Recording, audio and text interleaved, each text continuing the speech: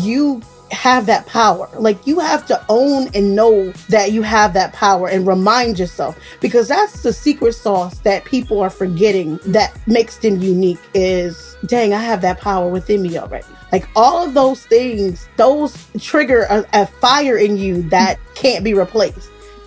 That's Chandra Gore, and this is the Powerful Ladies Podcast.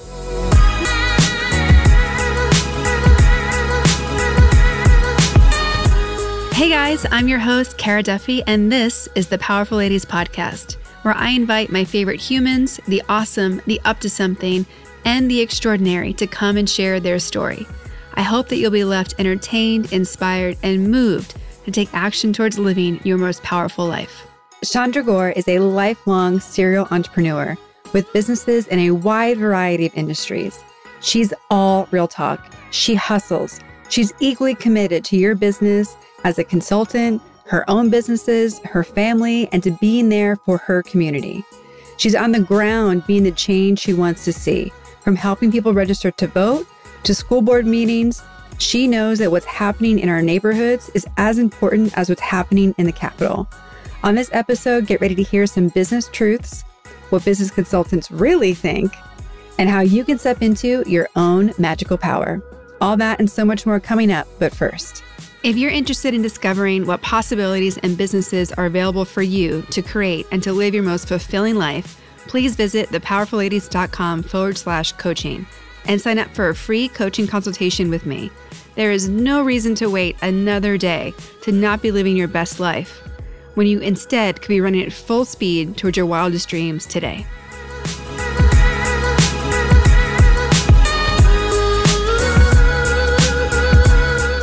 Well, welcome to the Powerful Ladies Podcast. Thank you. I am so excited you're here today. Let's begin by telling everyone who you are and what you're up to. My name is Chandra Gore. I am the principal consultant and publicist of Chandra Gore Consulting. I am also the producer of SCM Productions, the founder of Accelerate Radio, the founder of the Greater Northern Virginia Comedy and Film Festival, and a mom, a wife, and a community activist. So just a few things. So sounds like you have a lot of free time. Mm-hmm. A lot. Mm-hmm. How did you become a consultant?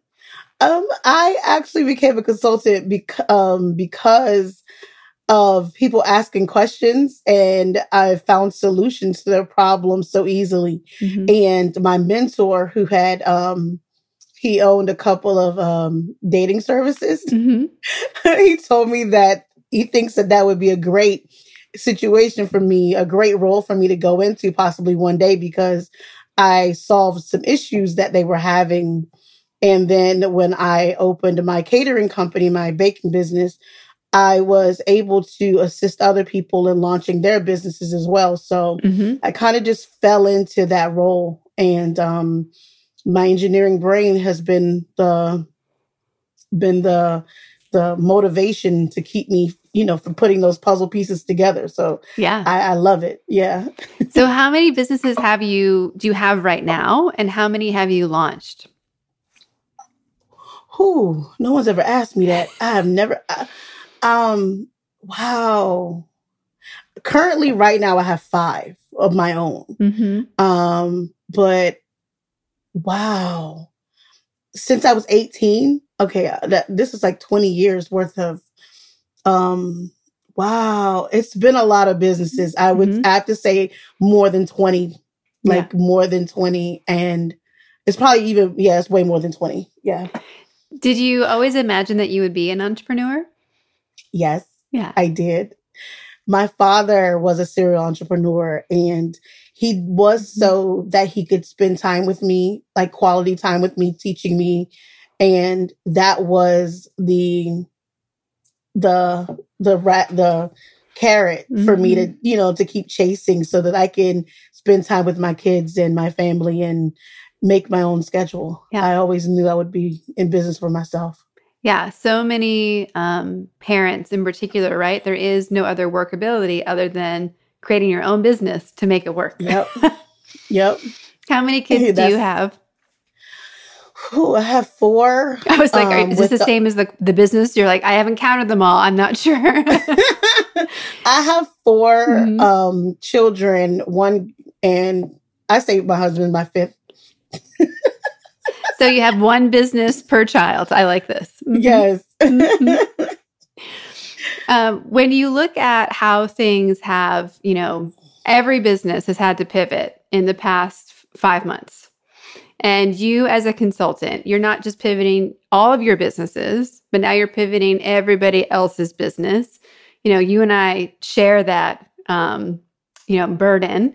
How are you managing that? And what steps are you doing to not just protect your clients, but protect your sanity? I take time off when necessary. And I, if I have an idea that pops up in my head that could work, I'll reach out and, I'll make the notes and I'll kind of go through the processes before I take it to my client and say, hey, we should do it this way.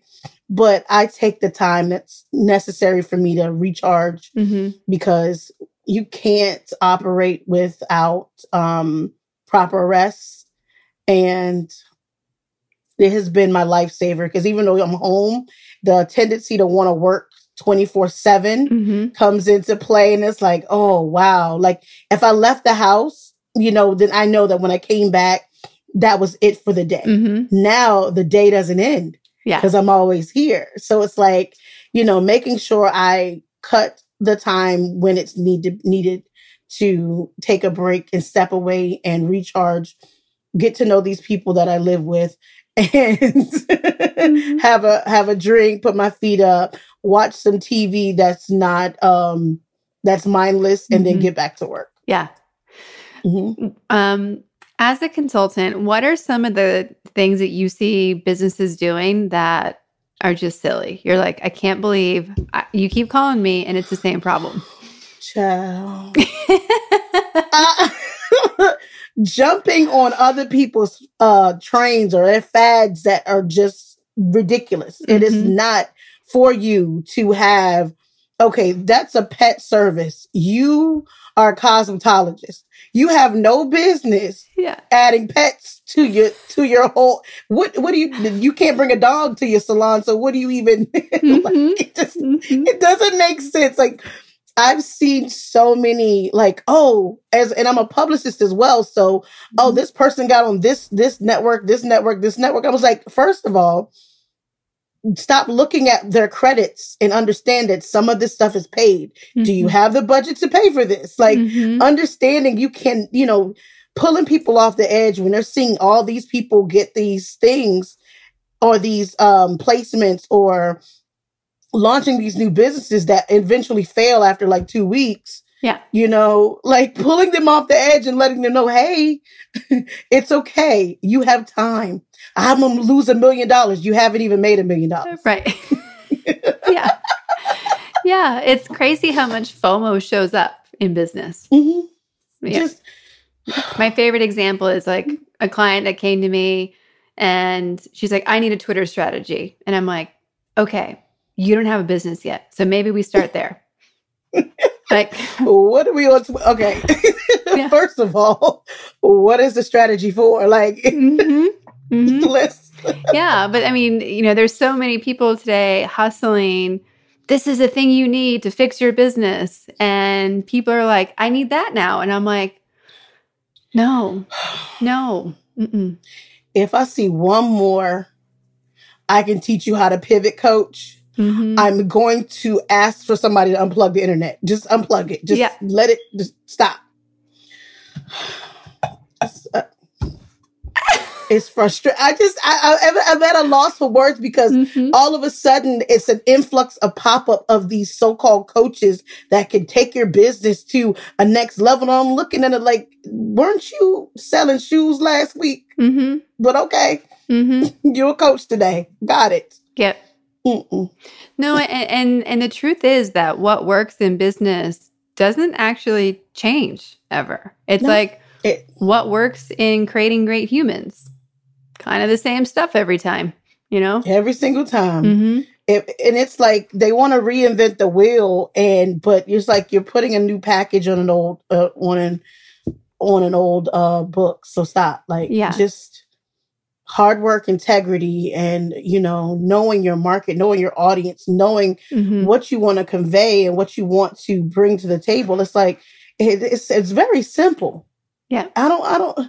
I keep telling people, kiss it and stop it. You know what it is. Yeah. Kiss it and stop it. I think I'm going to adopt that for some of my clients. Kiss it and stop it. Yep. Because it's like, you can't come up with a new gimmick every other week and expect people to stay on board with you. No. Truly the people that scale, that everyone wants to be like, they only do one thing. That's it. And people keep failing to miss that whole, I need 8 streams of income so I can do 8. You can have 8 streams of income from that one thing. Yes. So, so you understand. I'm glad I'm talking to someone who understands what I go through on a daily basis. Yes. There's a lot of like, hold on. Let's go back to the beginning. Hold on. So you have 5 businesses and they're all very unique. Yes. So being someone who's an entrepreneur, who's consulting for other people and yet still doing what sounds like passion projects in addition, like how do you pick and choose from all the ideas you have, which one's going to become the next business? Whichever wakes me up in the middle of the night. Yeah. That one thing that I sit up and I'm like, aha. Yes. That moment is what makes me, you know, what brings it to me. And I love that. And that's the part that I can't deny. I can't ignore. I can't just not do it. I have to. There's a couple people I work with who get anxiety about losing ideas and information. And like, essentially it's like hoarding these things. And I said, I don't know if it is faith or if it's just the only sanity that I understand. But if I am meant to launch a business or if I am meant to take something on, to your point, it doesn't go away. It doesn't leave me alone.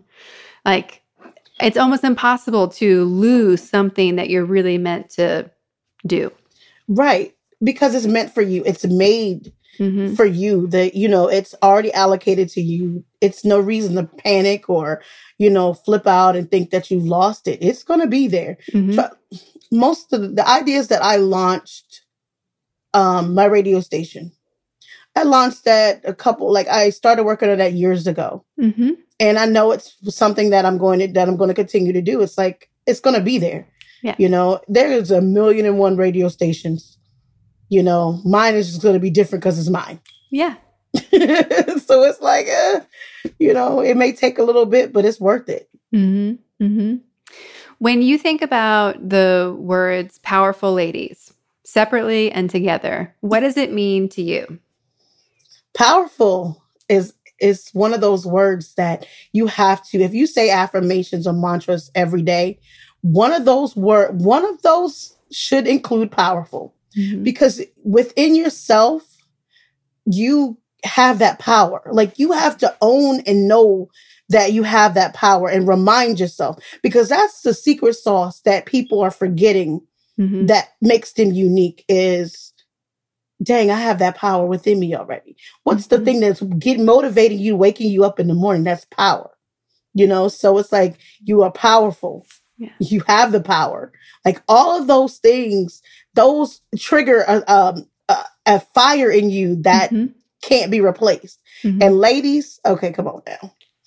Everybody wants to be called a lady. I don't care what anybody says. People are called women. Well, people who identify as women, people who identify as girls, people who identify as feminine, all of these things. But ladies is something it's like a call to action. You know what I'm saying? Because it's like, ladies is something different when you call someone a lady. You know, because it makes you sit up a little bit, you know, just a little bit, hold your head up a little bit higher, like, because, you know, I am a lady. You will respect me. You will understand me, and you will listen to me. And that's what oh man, ladies who lunch, you know, all of those things, like, it makes it's that word, you know, because it's us ladies. Yes. And we are, that is I just love it. You put the two together, you are powerful ladies. Mm-hmm. That's a different category. You have your divas, you have your girls, you have your queens, you have all of these things, but these ladies, yes. There's one in each one of those groups, but the lady will stand out and you will see her. Because she's the one that doesn't really speak a lot, but when she speaks, you are spoken to. Yeah, it's the mic drop. That's it. And then she walks off. And that's it. I think that people don't understand that. Like the ultimate lady for me is from Dynasty, Dominique Devereaux. Oh. Okay. When she spoke and she said what she said, and that was final. I was like, okay, that's a lady. Well, that's perfect to transition into who are the powerful ladies in your life that have, inspired you or opened doors for you or continue to be your support system. My great-grandmother, she told me, use your voice no matter where you are. It doesn't matter if you think you're heard or not. You use your voice. It was given to you for a reason. She taught me to trust my gut and go with what I felt and to know that I am, somebody. I am, a force. And that's one of the things she told me. She goes, even if I used to stand out on the back porch, right? And speak and talk and, do all of these things. And she encouraged that because hold your head up and do what's necessary. And I hear her with me all the time. Like oh man, oh my gosh, there's so many great women who have passed through my life that have been, if I don't want to start naming because then they'll feel if I leave one out, then I'm going to be in trouble. But I would have to, Marsha Warfield, I met her, talked to her, and she gave me so many great words of advice that was amazing to me. And that was everything for me. So I can't even take that away. Oh my gosh. I keep thinking about so many women. Oh man. There's another comedian. Oh my gosh. Her name is Paris Sachet. She oh man. What is it what is it about these women and like what have they shown you or how have they changed like where you were at? For me to be unapologetically me. Like, who cares if, someone has something negative to say? Do it anyway. I mean, what can they do to you? Nothing. Oh my goodness. My daughter is 16 years old, but she speaks her mind. And I'm like, yo, that is the greatest feeling ever because she has to say what she wants to say. You can't really do anything about it. You can't really say anything. Like she has her point. She makes her, and she does not say sorry. For better or worse, I imagine, as a mother. It's like, I'm just, for me, it's not disrespectful, but I have to listen and understand that she has a voice and she has to use it. And it's okay to let your children express themselves. Now, when they get beside themselves, you got to rein them in. But sometimes you do have to let them speak. And you learn when you let them speak, because their views on the world are not jaded yet. So I love that. I love to hear her talk. I love to hear her speak about stuff. Well, and I like your distinction between expressing yourself versus getting beside yourself. Because that is such a, beautiful way to articulate when do people need to get, brought back, because even like, adults need it more than kids most of the time. I don't even, because some adults think that just because they have an opinion and they want to say what they need to say, they could say it. And it's like, wait a minute now. You don't have that right to say that to someone. Just because it's a thought, you don't have that right to say that. So. Yeah. Well, and there's a responsibility level, right? Of when you are communicating, you have to take responsibility for it, whether it's to a partner and like, did you just upset them? Or did you like, because we say things all the time and they don't come out the way that our intention was. So we need to have responsibility for that. We also have to be responsible for how is what I'm saying going to impact somebody else. Right. And, are you just talking to talk? Because that's just creating noise, which I don't know if we need it all the time. Mm-hmm. I look at these videos of people overstepping their boundaries with people that they don't even know. Mm-hmm. And I'm like, if you would just mind it, just don't say anything. It's okay not to say anything. You could think the thoughts all the time, but it's okay not to say anything. I see people go on people's business posts and have a long dissertation on why they shouldn't do this in their business and why their business is going to fail. I'm like, first of all, nobody asked you. Mm-hmm. You don't, it's a boundaries thing that I think that we have gotten away from, people just never cease to amaze me with Yeah. And there's a little bit of going back to ladies, right? Where is the class in our communication? Because there is a way to stand up for what you believe in and speak up. And there's a way to do that is powerful and classy and makes an impact versus going off the rails and really like totally distracting from what the intention was. Right. And it doesn't make sense because I've seen people post about, I want to launch this business. This is a great thing. And there's one person that comes and just knocks them all the way down. Mm-hmm. Like, why would it be your mission to take away or to dismiss someone's dream? Yeah. Like, who are you and why do you feel this is okay? Mm-hmm. Mm-hmm. And it's fear-based. It's never like they're not dropping a business pro tip that they needed. No, they're just upset that someone thought of something and felt confident enough to announce that they are going to pursue something because they're not able to pursue it. Yeah. To me, another indicator of powerful humans, not just ladies, are that you're so busy and up to things that there isn't almost time to critique or criticize or care beyond like your scope.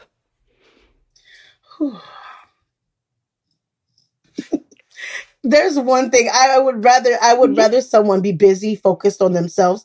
And I tell people all the time, put your blinders on. Mm-hmm.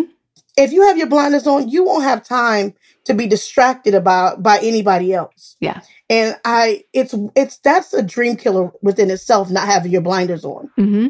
You could be blind to anybody else is doing, but not be blind to what's going on around you.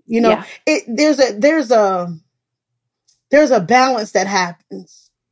You want to know what's going on in the world, but you really don't want to pay attention to everybody else's race that they're running. Yeah.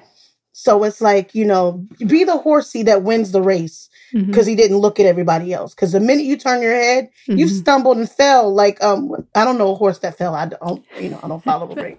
But you know what I'm saying? Yes. You've seen the cartoons. They roll over and they take everybody down with them. Mm-hmm. That's it. Mm-hmm. Do you see a correlation between being an entrepreneur or even entrepreneurial minded and being an activist? Yes. Mm-hmm. Because within the community activism or any kind of activism, you have to have a foundation. You have to have a mission. You have to have basically the same structures of when you're launching a business on what actions you're going to take and how you're going to be successful. Yeah. Because you cannot be an activist and not have a plan. I'm just going to stand out here on this corner. Okay. And then what? Like, people going to see you. That's it. Okay. If that's all you want to do, cool. Yeah.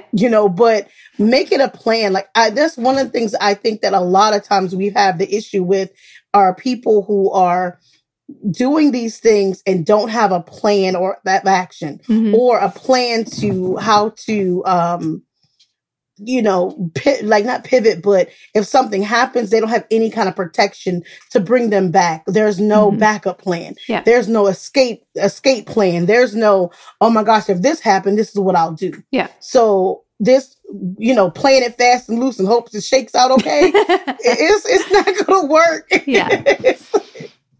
it's not ideal. So yeah, that is the biggest thing that I think with activism. Please have a plan. Yeah. Don't go out and say, I'm just going to dial 911 or I'm going to call my cousin to come and get me if something happens. No, that's not a plan. What do you want people to do?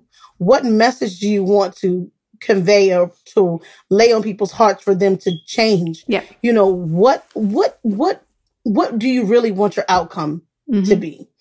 And it has to be some kind of change that makes an impact, not just for show. I'm in the newspaper. Okay. Everybody there's words in the newspaper all the time. I just, yeah.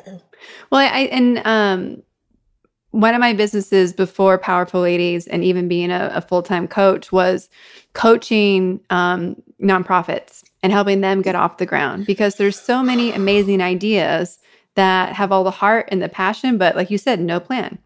No structure. Yeah. And ultimately it's a business. Like that's what it is. And so, you know, when I've been working on like, what do I call myself? I'm like, I don't know, like I'm a project person, like a business or that, like they're all projects because they all need the same things. But for me, like when I look at tying activism to entrepreneurship, I just see people who want things to be different or better and are willing to take the steps to make it happen. Like you can't be entrepreneurs don't come from everything's fine, I'll just leave it the way it is. Otherwise we never start.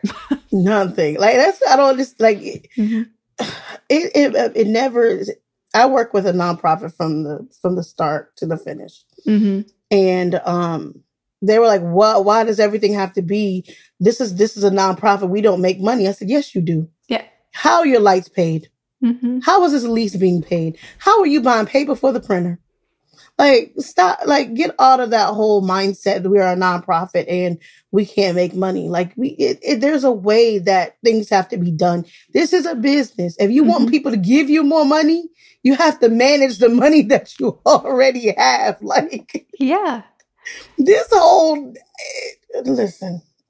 Nonprofit does not mean everyone volunteers. Sweat equity cannot be taxable. I'm just saying, you can't tax that. Like, yeah. But it's an understanding, and I really wish. I'm glad that you're a coach that takes that out, the myth out of that. I've seen so many people come to me. I'm not a coach, and someone's like, "Are you a business coach?" No, a coach helps you with accountability. They make sure you meet those goals that they set in place. I am a consultant. You know, I give you your task. If you don't complete them this month, I'm billing you for next month so we can get it done. Like even however long it takes you to get it done, I set your solutions. Yep.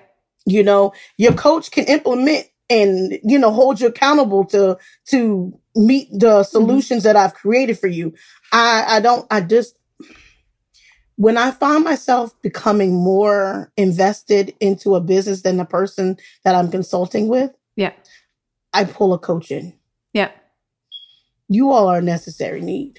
I don't have the patience for it. I commend you for that. No, and it's also why I'm like a slashy coach consultant, because there's so much mindset work that needs to get moved out of the way. And to your point, sometimes it's just getting people in their money story straight. It stops so many people from succeeding.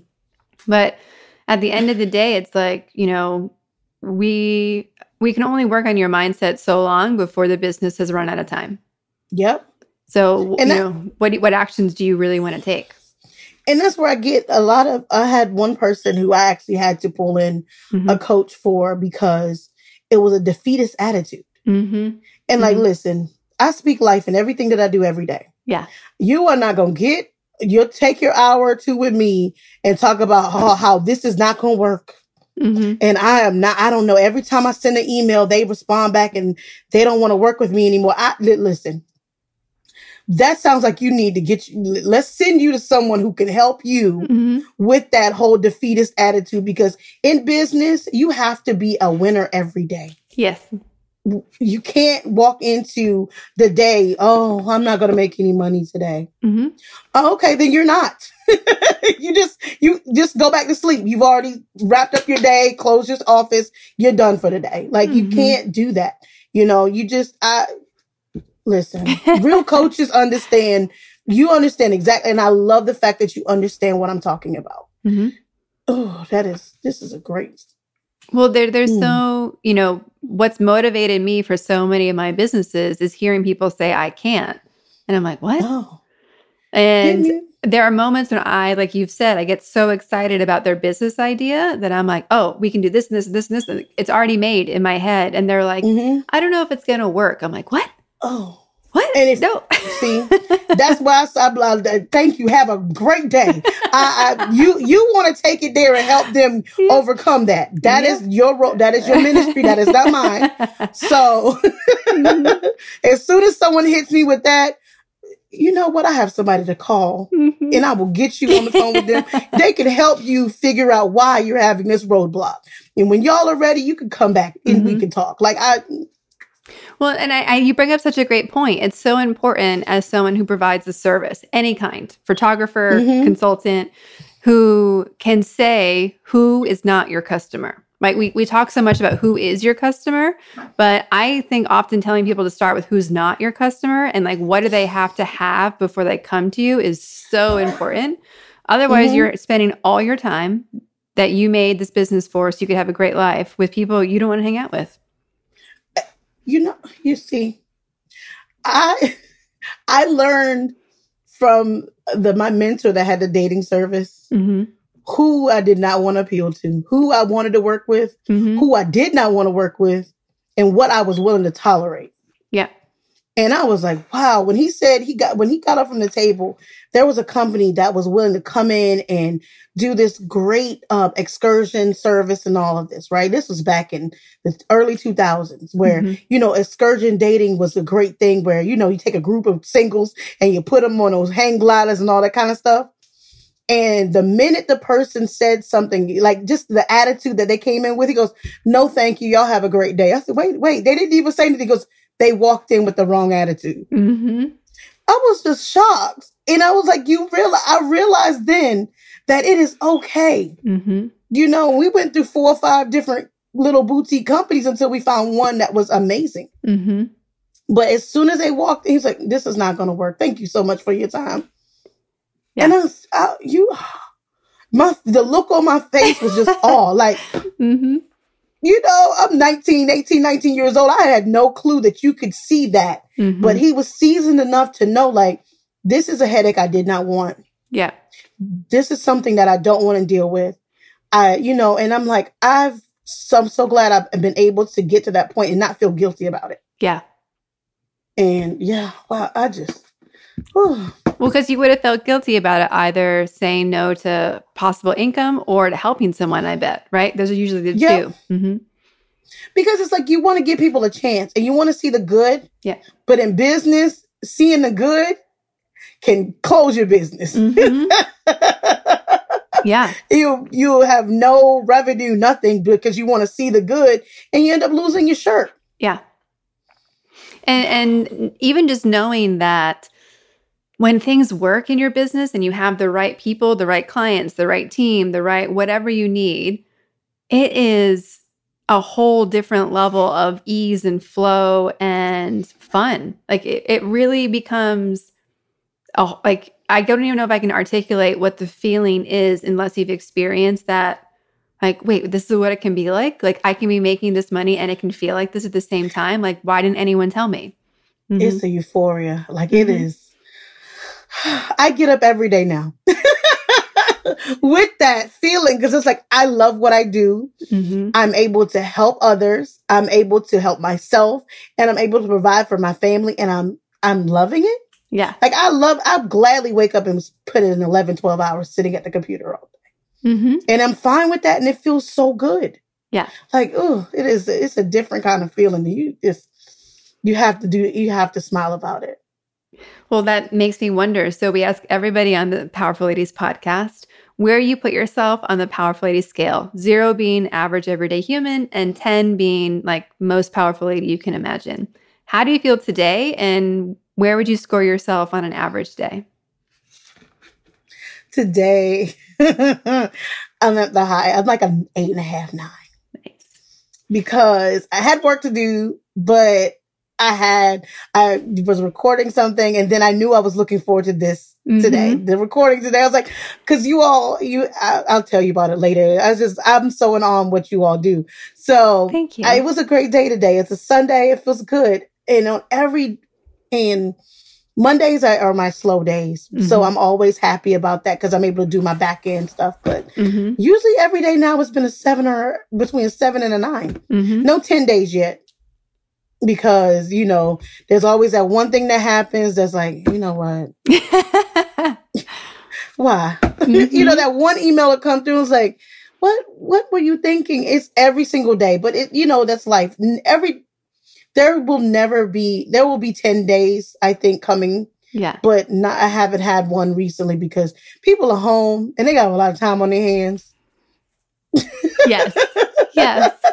And I'm pretty sure you get one of those emails every single day like, what are you thinking? But okay, let's work you through that. Yeah, so, goodness. Well, it makes me think, like, when you talked about how you can, like, decline a client and say, no, thank you. Like, that's such a boss move, right? Like, that Oprah is walking around being like, no, and no. Yeah. And I've kind of, we asked about the email thing, and I've really taken on communication between sessions not being available, which at first people are like, what? And I'm like, no, like we talk during our sessions. I can support you in 10 minutes or less between that when I'm available and when I can get to it. But I have no commitments for like 48 hours return communication. I have if it's after hours on weekends, I may not even respond to a text. And you get text. Let me tell you something. Let's go ahead and talk about this. I used to be available 24/7. Then I realized when I said I have a family situation or I'm enjoying time with my family and they thought it was okay to disregard that. Oh, you ruined it for everybody. Now you get, these are the hours. This is your scheduled time when you have with me. If I choose to talk to you, respond to you, outside of that, then you will get that. But other than that, this is what it's been reduced to. It was the hardest notice for me to send. Yeah. This is the phone number you all will use. I have 2 phones and a Google Voice. Only certain people have my real phone number. It is what it is. But I bet it changed your entire business for you. Oh, it did. Oh, it did. I did not feel the undue pressure to be responsive anymore or feel guilty when I could not do that. Yeah. Yep. It opens up everything differently. Everything. I think it also it also makes your customer like level up, or your client, because suddenly they realize, oh, this is a privilege. This is a serious thing. Okay, I got to show up bigger. Like I need to level up. And it's funny because you think if you tell people I'm cutting back and like deal with it, they're going to go the other way. When it actually the opposite happens, the total opposite. You suddenly get more people doing what you want them to do and even better clients. Yep. I have the level of I cleaned house last year of clients who took me for granted. And they were my lowest paying clients, but they were the biggest headaches ever. Yep. And I made concessions to work for daggone less than 50 cents an hour. Wow. And when I looked at the grants, when I documented a number of hours, I was disgusted with myself. So when they were like, well, my contract is ending, I don't know if I'm going to buy. Here's your letter of disengagement. Be blessed. I wish you nothing but the best. Yep. I'm not dealing with it. You and all your friends can go. I'm good. And that was, I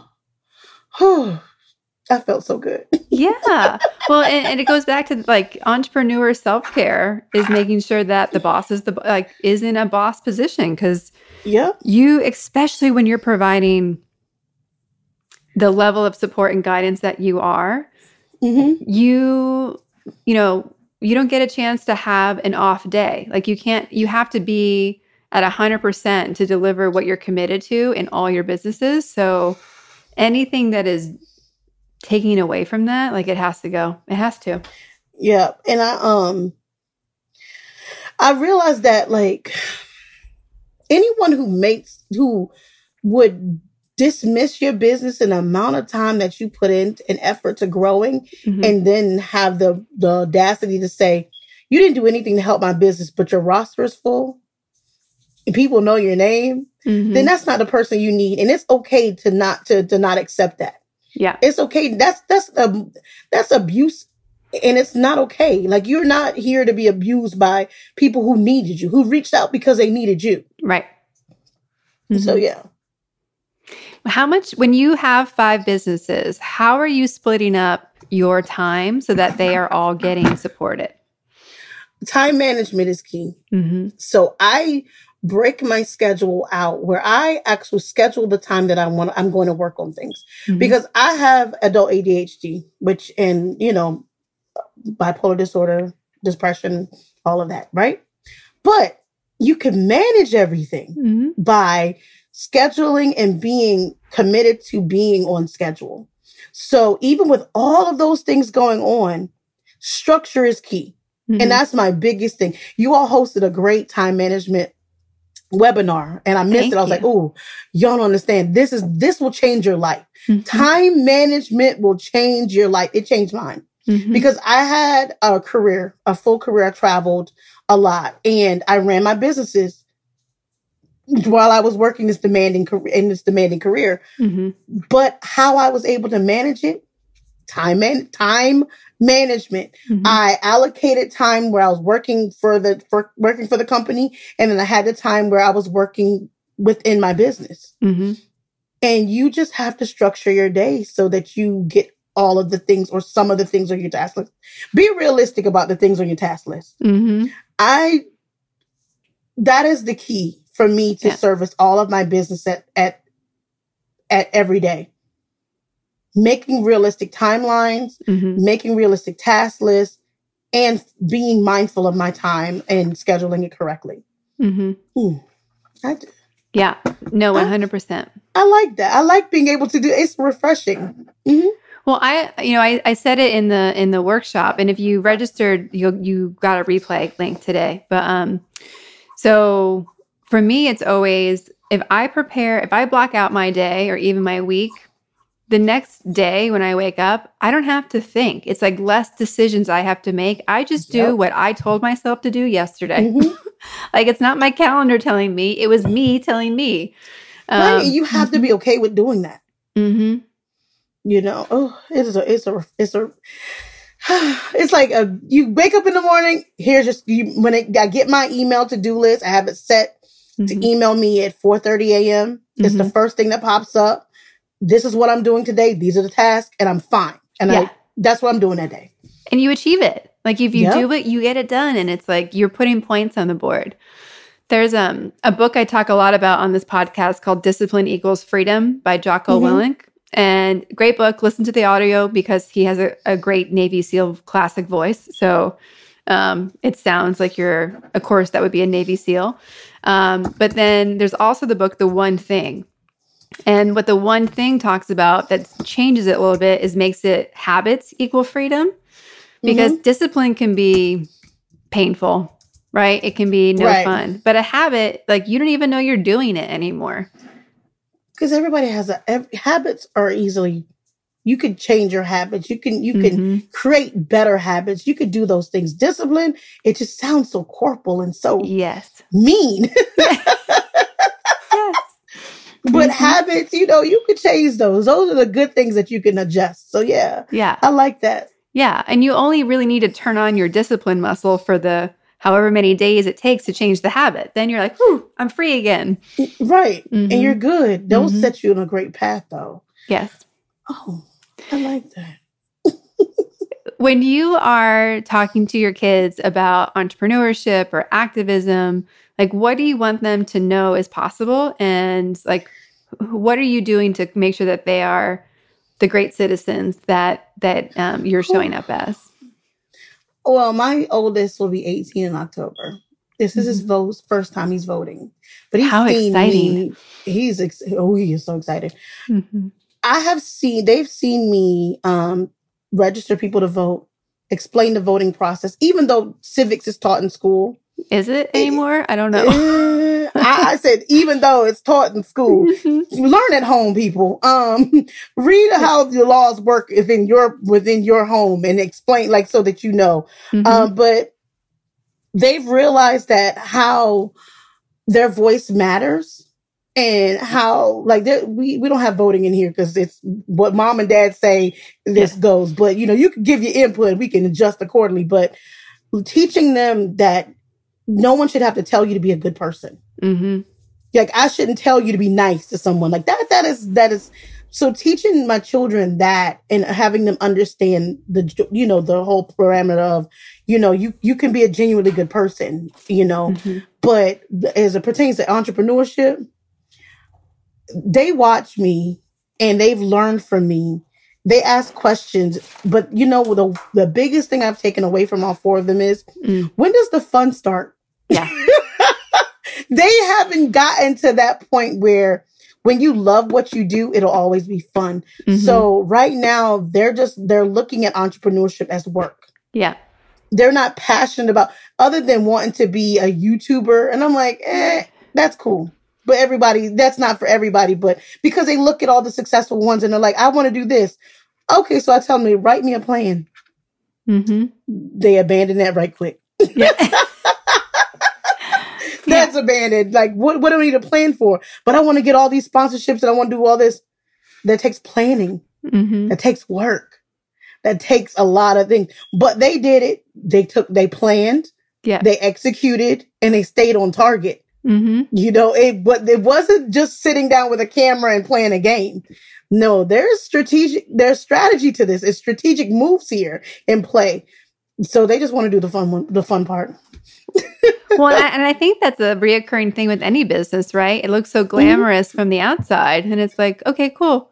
Like, are you going to hang out with me when I'm recording 15 podcasts in one day? Do you know what? They don't. They don't understand. Yeah. With the output you see from any business is probably 20% of the entire work it takes. That's it. People don't see the late nights that actually do happen, the late nights that do come along with entrepreneurship. Yeah. That is the biggest thing I think that a lot of people don't understand. The amount of research and reading that goes into learning a different trade or adding a different course of action to your plan or scaling it. You have to read about the different things that will help you scale. Then you have to look at how it would factor into the grand scheme of things, how that will fit the puzzle of your business. So all of these things come into play that a lot of people don't realize. Like, will this payment structure work with what I'm doing? Will this new intake form, how will it affect? Like, it's so many different things that everyone's like, oh, they have everything streamlined. Do y'all not know how much work goes into that? Yeah. Yep. And most people have no idea what an SOP is. So it's like, let's start there. The first thing I ask when I talk to people is like, what's your SOP? Can I see your SOP? Yeah. What is that? Oh, you'll start all over. Let's take you down back to platform. Let's create that document. Let's create your binder. And I used to have a binder. Yep, me too. And I think a lot of people got away from it's electronic. No, that binder. And I still have binders from old positions that I've had that I created. And I used to leave a copy when I left the position. I was like, I'm keeping my stuff. No, yes. Like, the number of times I've left a role and created a binder for the person coming, for sure. I'm like, how else are you going to know how to do this? How else are you going to know that on Thursdays, this person takes an extra 30 minutes, and you have to look out for that. Even if you're not in that support role, knowing exactly what's going on everywhere helps you a whole lot. Yeah. And for everyone listening who's now horrified that they don't know what an SOP is, it just means standard operating procedure. It's how it works. It's it can be a checklist even if you're just starting out making your order of operations, but it's the only way you can delegate, right? Like in the time management class, we had a whole section about automate, delegate, delete. And you can't delegate. You won't be delegating cost effectively if you don't have an SOP. And people don't even understand it. Even though I'm a business of one, every single one of my businesses has its processes documented. Because if I am hit by a bus, I got to be outside to do that, but right now. But I would want someone to pick up where I left off and keep my businesses running. Yeah. Because my my legacy has to go on, and I wouldn't want my business to stop with me. Yeah. So these are the things that have to go into play. Like, I really do think people need to understand that part. Well, and I, not even worrying about if I get hit by a bus, but like there are days that I don't remember what I did yesterday. So I need the SOP so I can remember, oh, wait, what was the script I put together? What was the next step? Because you're running all over the place and you just don't know. It's like, it's a foolproof way to make sure that I'm delivering the same quality each time where I can go back to my checklist. And what's so funny, between my notes on my phone, my iPad, and my Google Notes, my Google Docs, and my SOP, I keep adding stuff. Like if a client is feeling this way, this is what you do. It's like my own little cheat sheet. And it's amazing on how that one thing I smile because it's like, when I look back and I'm looking back, I have entries from 2004. It's like, wow. It's like a diary of what not to do in business or what to do in business. Yes, there's your book. There's your book. So obviously we have a very important election this year, and you being an activist, you've talked about registering people to vote. What do you think is the foundation for being a good civic citizen, let alone citizen? Knowing what role you can play within your county or city. I work the polls. That's a position that a lot of people don't know they can sign up for. I want to make sure there's representation when you go to place your ballot. You don't feel uncomfortable. A smiling face does wonders for someone who's voting the first time or scared about knowing anything, So a lot of times that actually happens with people going to vote. They're scared.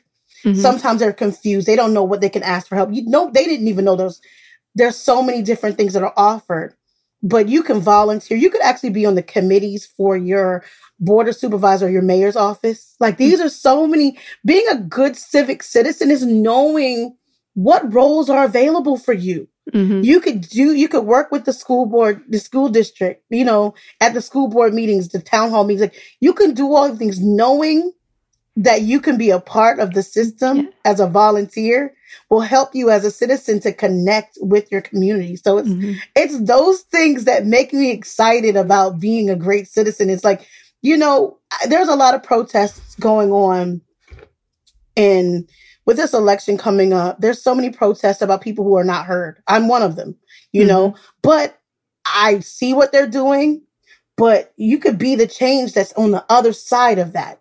You can actually be in the offices and talk to them directly, talk to them to help change the policy. Protesting without action it's never going to work. You have to know where you can get in to fit in to be where you need to be so you can make a change. If you see an office is lacking representation, find out where you can volunteer to help them. It's that simple. It's that easy to do. When I love that you brought up starting at home, right? You're starting at home with educating yourself. You're starting at home in your own city or county. There's, I think people disregard the power of local politics. And it's, to me, it's almost more important than anything else. I'm sorry. No. It's one of those things, like, a lot of people forget that that's where the laws are made. Before they get to federal and state level, it's in your backyard first. So start there and learn that that's where you can actually do the most good. Yeah. Because the 15 years it takes for a policy to change up in Washington, it could change in 30 days where you are. Yeah. So understand how the cycle works and understand where your impact is going to be greater, be felt. I can talk for days about it because it's like, it's so important. And everybody's like, oh, we have to get to Washington. No, you need to go down to your city hall. That's where you need to go. Well, I saw a news report on how Des Moines, Iowa made so many quick changes when the protests started. And I was like, yeah, of course they did. They're a small city. There's not a lot of people to bring together to make a change. So I'm not surprised that they were the ones that were able to make changes happen quickly. How much of your life is a surprise and how much of it is, we talked about your dad being an entrepreneur, but like your whole 360 life, is it what you always imagined? How close are you to your dream life? I'm very close to my dream, but with the one change, I do not bake or cater anymore. That's the only thing. When my dad passed away, that passion left. Don't get me wrong. I'll get in. I'm a baker, but this is the way I imagined it. It's just in a different format now. I always thought I would be a baker and always be in the kitchen and always doing that, but that wasn't in the cards. I'm better serving people now with what I'm doing now. I'm making a greater impact because every now and then now I'll ship out some cupcakes or some lemon curd or something like that, something that I've zhuzhed up and every now and then, but I never imagined having this much impact with everything. It's amazing. I like the surprise. Well, and I love that when you talked about how much impact you're making, you lit up, like you smiled. It's huge, right? Yeah. Like, is it making a difference on people changes everything? It does, because you leave an impression on our hearts. My greatest goal is to make people's lives a little bit better. Yeah. Because just a glimmer of hope, just a little bit, can make or break someone's whole outlook on life.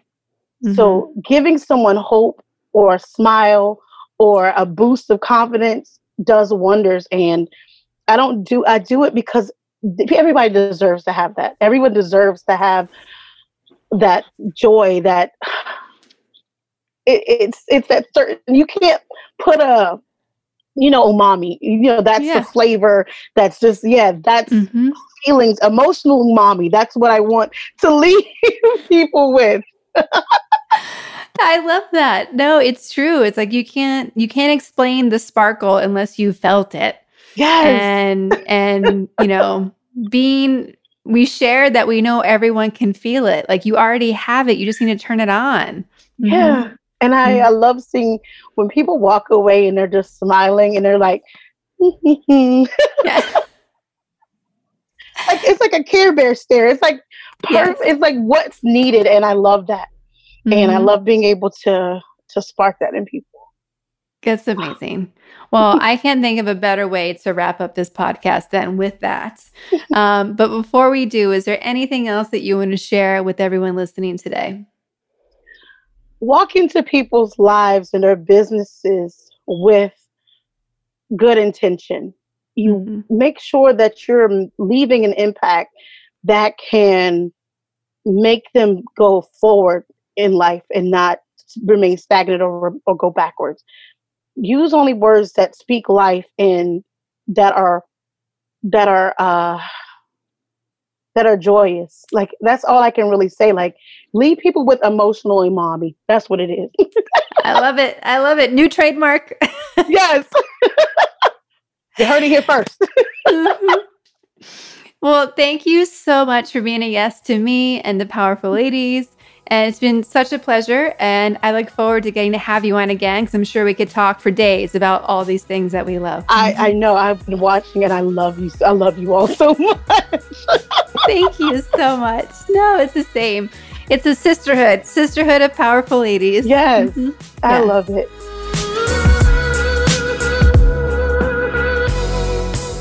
How powerful is that woman? That powerful lady. I loved recording this episode. It's proof that there is always someone out there who gets you, who understands, who is like your business mindset twin.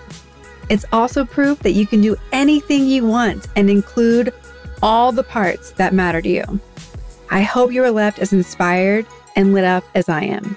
To follow, connect, and support Chandra, you can follow her on Instagram or Twitter, Gore Consults, or go to her website, chandragoreconsulting.com. For all the links to connect with her and notes about what we discussed, you can find all of that at thepowerfulladies.com/podcast and see it in the show notes. Thank you so much for listening. I hope you've enjoyed this episode of the Powerful Ladies podcast. There are so many ways you can get involved and get supported with fellow powerful ladies. First, subscribe to this podcast anywhere you listen to podcasts. Give us a 5-star rating and leave a review on Apple Podcasts. Follow us on Instagram at Powerful Ladies. Join the Powerful Ladies Thrive Collective. This is the place where powerful ladies connect, level up, and learn how to thrive in business and life. Be sure to subscribe to our YouTube page, and of course, visit our website, thepowerfulladies.com. I'd like to thank our producer, composer, and audio engineer, Jordan Duffy. Without her, this wouldn't be possible. You can follow her on Instagram at Jordan K. Duffy.